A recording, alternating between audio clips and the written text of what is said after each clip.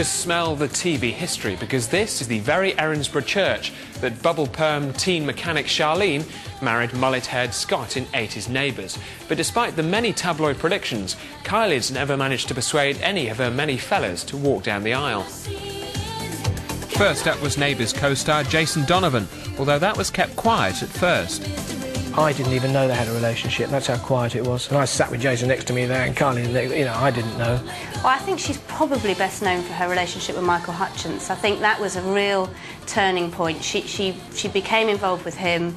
They were obviously genuinely in love, and she totally changed her image at the same time, which was obviously influenced by him.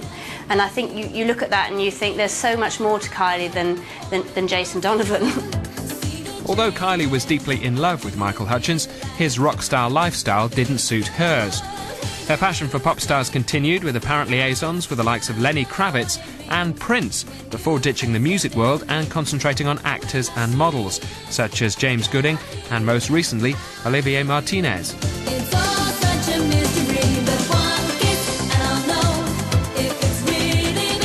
Kylie's relationships have made many a column inch of tabloid gossip, and the latest is no exception. One minute she was seen shopping for wedding dresses in Paris. The next, Kylie was flying out to Canada to see whether Angelina Jolie had tomb raided her fella. But there's one question that remains unanswered. Is Kylie going to get married? She's 35, she's talked about having children. You know, that's the next big Kylie story, surely. I'm going to get married or I'm going to have kids. All those romantic trips to Paris and flights abroad add up, though, and the record company doesn't always pick up the tab. Cheers, thank you very much. Kylie, of course, always travels in complete luxury. We reckon she spends up to £20,000 a year of her own money jetting around the world in total style. Cheers. And since leaving Australia, Kylie's spent £250,000 on travel.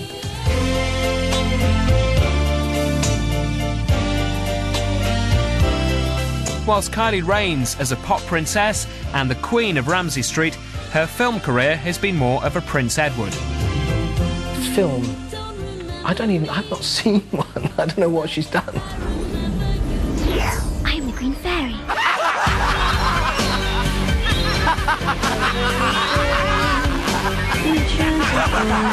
Kylie's biggest film success was, ironically, her smallest role as the Absinthe Fairy in Baz Luhrmann's Moulin Rouge.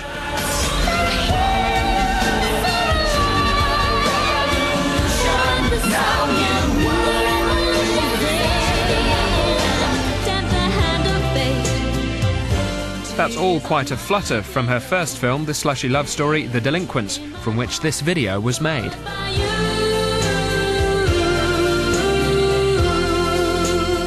Perhaps the most unforgettable was Street Fighter. She shared a bum clencher with Jean-Claude Van Damme, though for once Kylie's butt wasn't centre stage. It was her kicking other people's. Colonel, I didn't read the last part.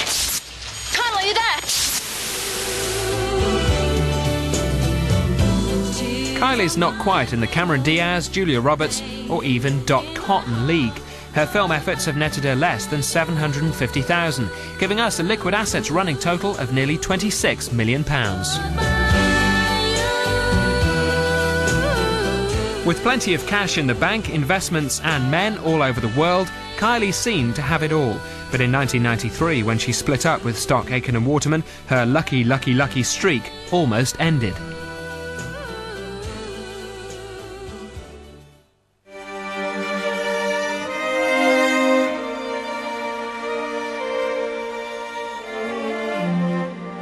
They call me the wild rose,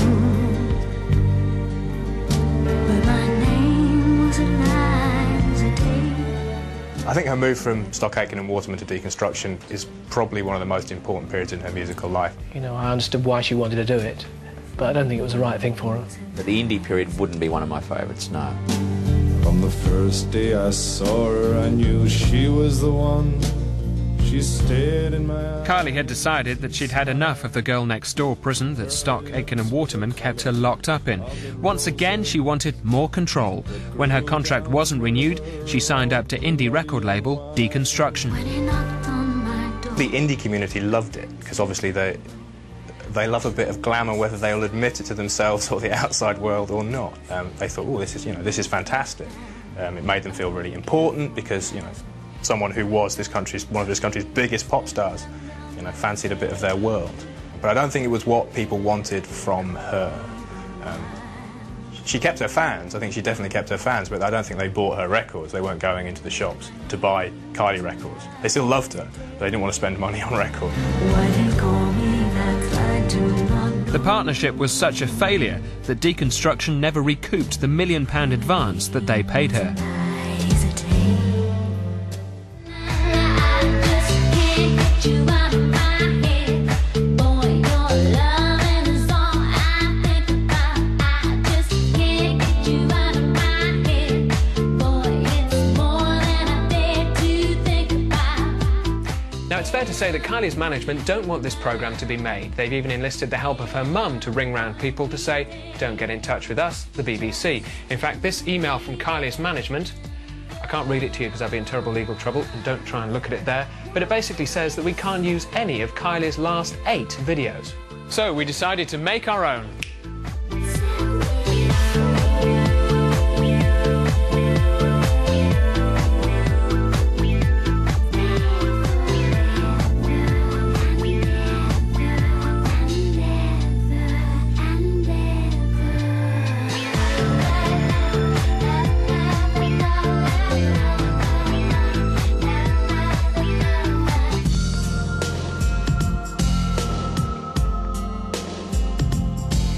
Kylie's thirst for control is enforced by her manager, Terry Blamey.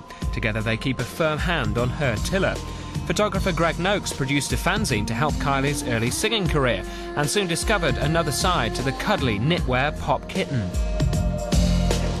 Did Kylie make money from the fanzine as well? Yeah, we were both on a percentage, and Terry was on a percentage of our percentage. And what happened after that? Because your pictures went out and released in London to agencies. Yeah. And what happened? Well, everybody was using them as merchandising. There was a Kylie tea towel and a mirror and everything, all with my photographs on them. Terry asked me, can you please stop these pictures appearing in London? But even though he'd asked me originally to do this. So I asked him why. And he said, because they're just everywhere. Everything we look at has got a picture of Kylie on it, one of your pictures. And I said, but why? That was the whole idea. And he said, well, the thing is we're not getting any money out of it. Kylie and I aren't receiving any of the royalties, and we'd like you to stop. So his beef was that you were making money on it and him and Kylie weren't? Yeah. From the time I stopped taking pictures, everything else is now owned by Terry and Kylie. You're gonna put yourself in my place. When your diamonds bring it down. Greg never worked with cash-conscious Kylie again, although they did bump into each other a year later. We have a show here called Countdown, and Kylie was to make an appearance. She came into the green room and saw me and walked out.